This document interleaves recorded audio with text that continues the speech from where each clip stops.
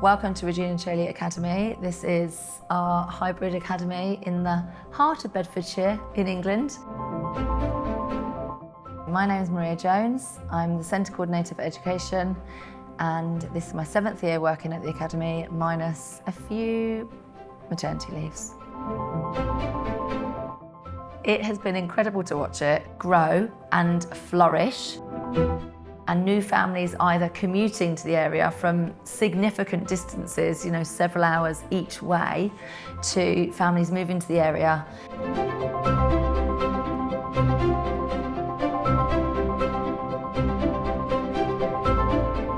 I'm Dr. Retta, and I'm the grade 7 and grade 8 tutor in religion, maths and science. And I also do development of the curriculum in the upper school, and I look after the sort of route that we have to upper school qualifications.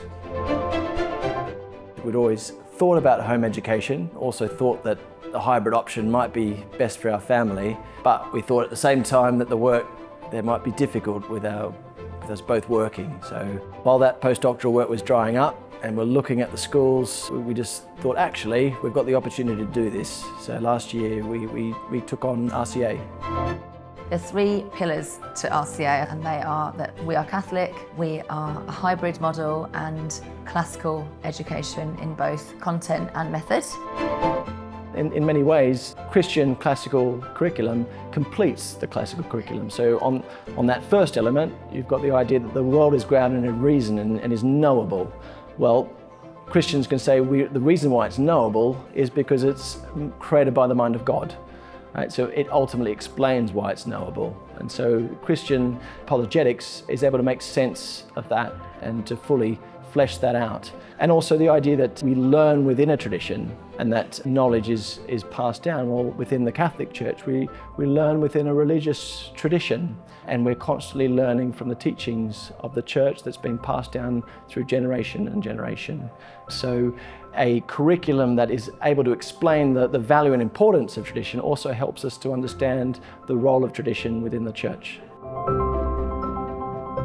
Families who come to us come as home educating families, and we are officially a home educating tutoring service. We support very thoroughly home educating families, and with that support there are 2 days in the academy, Monday and Thursday only, as well as a full curriculum and support from tutors and experience from our in-house team here in the UK, trustees who work behind the scenes, and then if needed we can reach out to our colleagues in America who have decades of experience that we have very gratefully sought on numerous occasions. I just came to a point where I was like, I just can't do this anymore. And as it happened, I'd even been to visit RCA previously, and I'd explained what the situation was and that is something I would love to do in a year or 2, but I just didn't think I could at the moment. And that was kind of around the Easter time. And then it got to the summer and I just had enough. All of a sudden, I was like, I just can't do this anymore. I just want to return to teaching. I want to work somewhere where my soul feels nourished. I'm the 5th grade tutor, and we moved down here, my family and I, almost a year ago to the day for the school. And I think also the community around it. I think there was a real sense that something was missing in our lives, and being able to be part of something that by its nature builds community was a huge draw. So it happened very quickly. Within about a week or 2, I think I messaged Mrs. Jones and said, are there any jobs at the moment, RC? And she's like, yes, we just decided we need another teacher in kindergarten. And I was like, great. We see ourselves as kind of an older brother or sister along the same journey as the students in our care. And that's very much to do with the Don Bosco method that we have adopted here. Although he's not our official patron, we have the Queen of Heaven. Don Bosco plays a huge part in the formation of all the students. We commit to parents that we are going to be there to form the children, so we sit with the children at lunchtime and we help to redirect conversations. We have a media policy so that we can really embrace universal charity, and so everyone that comes in don't need to worry about whether they've seen or heard or are playing along with the latest fad or popular trend. One of the massive strengths of RCA is the formation in the faith. They're supported in their prayer life. We're doing regular mass. It's great to see almost all the students in the academy going to confession on mass days. That's absolutely wonderful to see. All of the lessons are tied back with prayer and also integrated in thinking about how does this relate to our faith. So I think that's one of the key strengths of RCA, is that development and formation in faith and virtue is the core focus of the academy. So we've been dissecting owl pellets. So they ate some whatever, and then they chewed on it, and then they got it up, and then chewed again, and chewed again, and then they made it into like a kind of like a poo, and then they spit it out. Some rodents, and some more bones, and some bread bones. Rats and mice here, and moles are here, and birds are here. And me and Rupert found an unknown rodent, found lots of skulls together. I'm the second grade tutor. I've been here for 2 years now. I'd heard about RCA, I'd heard good things. I knew some of the families who sent their children here. We pray at the beginning of every lesson, talk about the saints, they're memorising the Baltimore Catechism. It's such a huge part of our academy life that sometimes I stop and I'm like, oh wow, it's such a big part. It becomes almost, I take it for granted. I am the CCO, which is the Centre Coordinator for Operations. Our highest goal is to nurture the children we teach and to do the best for them. And that requires teamwork. There's no room for egos. I think everyone just helps everyone else. Everyone just pitches in where you need to, because we are a small team compared to what a normal state school or even a private school would have. Everyone has to pitch in and fill in gaps where they are, and so we learn to cooperate and work together. Keeping the sacraments, going to confession, going to mass regularly, which everybody here does. For me, it keeps me on an even keel. When you're in mainstream school, you don't have those options. You don't have mass regularly. You don't have a priest who's here to guide you and help you. You're not praying every day. You're not saying the Angelus. And all those things are really important to your spiritual development and to the children. And I think that does grow virtue in the community. And through that, I think the children benefit. Those older boys, they're looking for role models. And it's just that sort of age where they're starting to look around and you know, they've still hopefully got a lot of respect for their own dads, but they're also looking around sort of thinking, okay, maybe my character isn't quite like my dad, but oh yeah, there's that guy over there and you know, I respect him and he's a bit more on my wavelength. They both enjoy coming into the academy, being with their friends, but we also mostly enjoy the time at home. Of course, we have days that are harder, but also a lot of days where we discover a lot of our learning together, and where the older ones now can help the younger ones learn their poems or help them along. Homeschooling and schooling, it almost has its own little set of joys and challenges. And some of those being on the home days is ultimately the challenge of having that accountability and getting work done for the Thursday Academy Day. You might think doing home education, there's a lot of things that you miss out on that a school might be able to provide, you know, for certain facilities.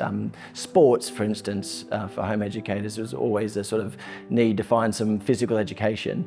What we're looking at in the upper school is trying to find those other things that a high school might provide and thinking about whether or not we can provide it as an academy.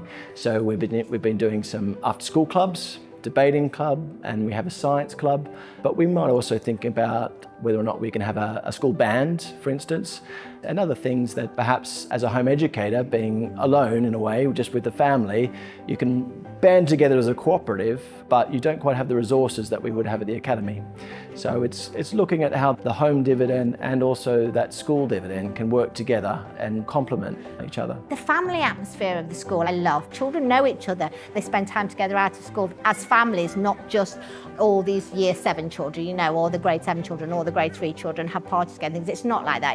There's a lot of crossing over, which I think makes for more rounded personalities with the children. Here, the young people are full of the faith because their parents are fostering it in their home lives. And so when I get up to speak about the Gospel of John, people are already flickering, thinking about when they last heard the Gospel of John. Or if they don't know specifically the Gospel, they might recognise a story that I'm speaking about from it. For example, the woman at the well or the story of Nicodemus. And they tend therefore to ask more pressing and interesting questions, which as a tutor is quite difficult because they often have very good questions, but they're alive to it. They want to know more. They're interested in, well, why is it a sin to do this but not this? And so you can then create from that a Socratic discussion with their peers. And that's quite an exciting thing to watch. It's a very different atmosphere.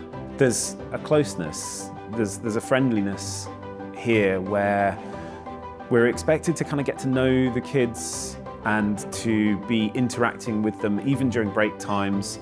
Oh, I hate the word accompaniment. But there's some of that. There's a sort of sense of, you know, we're in it together.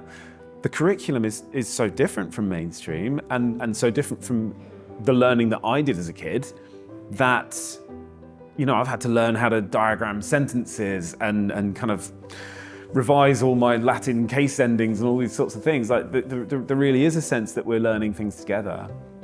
It's a very family sort of environment, I think, with, you know, paternal correction, but equally that kind of paternal warmth that comes through.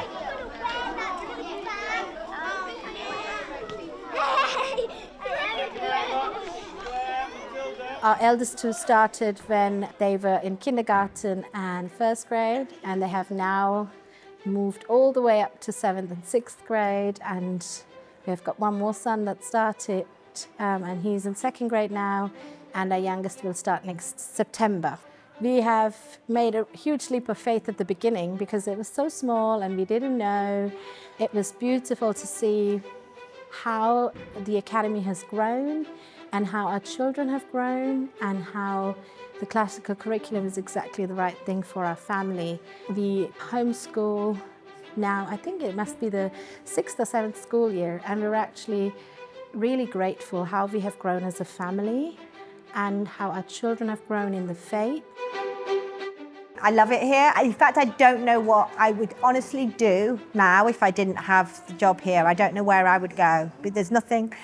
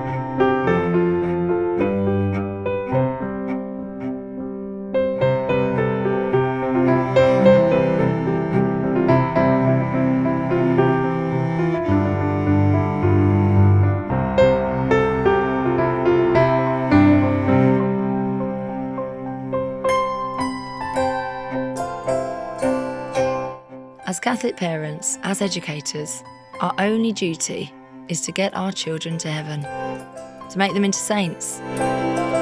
And the thing with saints is, the saints built Europe, St. Benedict, St. Thomas Aquinas, St. Joan of Arc.